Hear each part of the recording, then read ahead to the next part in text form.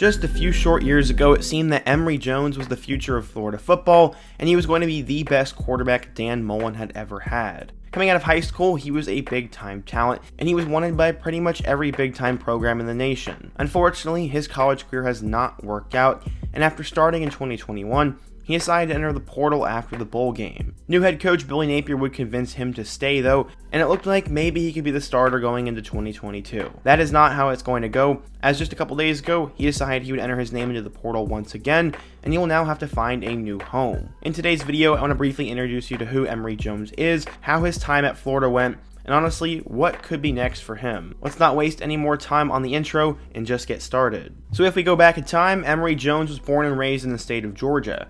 He eventually got to Heard County High School, and he was seen as one of the top quarterback prospects in his class from early on in the high school world. He eventually blossomed so much that he became a 5-star recruit. His ranking would end up falling a bit by the end of his high school career, but for a while, he was arguably the top quarterback in his class. He was praised for being a great athlete and someone with a great arm, so he could be one of those perfect dual threat guys. Because of how good he was, Ohio State was the main school that wanted him.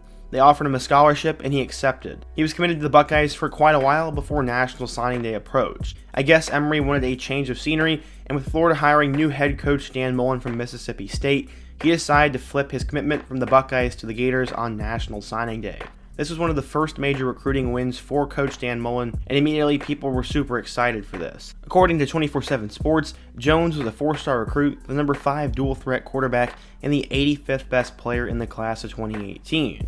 He would arrive at Florida with high expectations, but he wouldn't play for quite a while. For the first 3 years of his career, he'd be stuck behind both Felipe Franks and Kyle Trask. In 2018, he had 2 touchdowns, and in 2019, he had a total of 7 touchdowns. 3 of those came in the air, and 4 of them came on the ground, and people were excited to see what he could do when he would finally get an opportunity to start. That would come after the 2020 season, though. The Gators were absolutely loaded with Kyle Trask at quarterback and 3 incredible receivers in Kadarius Toney, Trayvon Grimes, and Kyle Pitts. Florida's passing offense was potent, where they rode that momentum all the way to the SEC Championship and almost pulled the upset on Bama. Unfortunately, they would lose that game and then get blown out by Oklahoma, and this would start the downfall of Dan Mullen, and now it would be time for Emory Jones to prove his worth. As I previously mentioned, he wouldn't have his top 3 pass catchers going into 2021, and he would have to rely on other players stepping up. In his first game with the Gators this year, Jones would throw for 1 touchdown and 2 interceptions in their home opening win against Florida Atlantic. This made some people skeptical, as he had the same stat line against USF in week 2,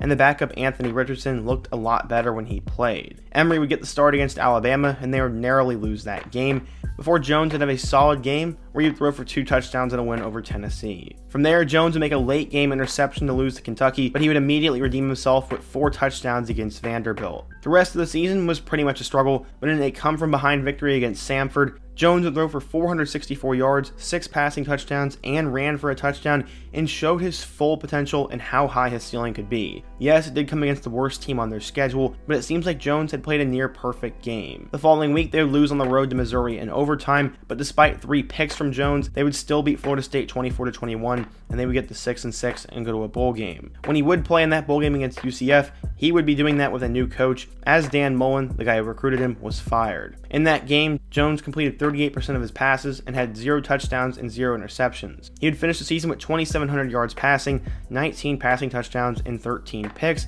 with nearly 800 yards on the ground and 4 scores as well. It was definitely an up and down first year as a starter, but the flash and potential was there. At the time of the UCF game, he had decided he would enter the transfer portal and try to find a new school. Except that didn't happen. He'd come back, and new head coach Billy Napier from Louisiana would convince him that with a little bit of work, Jones could be the starter in 2022. Well, it looks like that's not going to happen, as there were originally 5 quarterbacks, and now there are 4 in that room. It'll be Ohio State transfer Jack Miller, Anthony Richardson will be back, and then 2 redshirt freshmen in Jalen Kitna and Carlos Del Rio. Just a couple days ago, Jones entered the portal again and had this to say, quote, "I'm looking for a stable place that will welcome me, is excited to have me there in the right situation and fit. I mean, I want to find a place that is able to win. That's what I want to do, honestly. A place with a history of winning." I don't know what transfer hasn't said that before, but I really do hope the best for Emory Jones. According to sources, in the last few days he's heard from Arizona State, Rice, Akron, Arkansas State, and North Texas, and I think all 5 of those schools are viable options.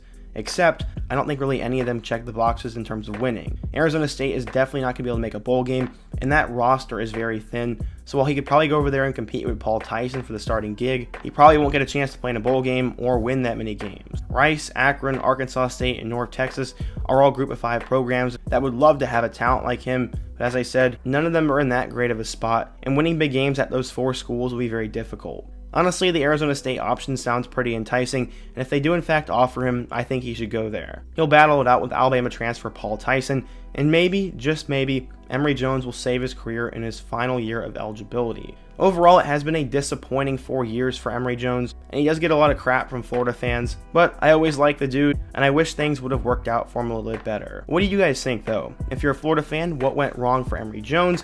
Where do you think he should go next? And what topic should I cover in my next video?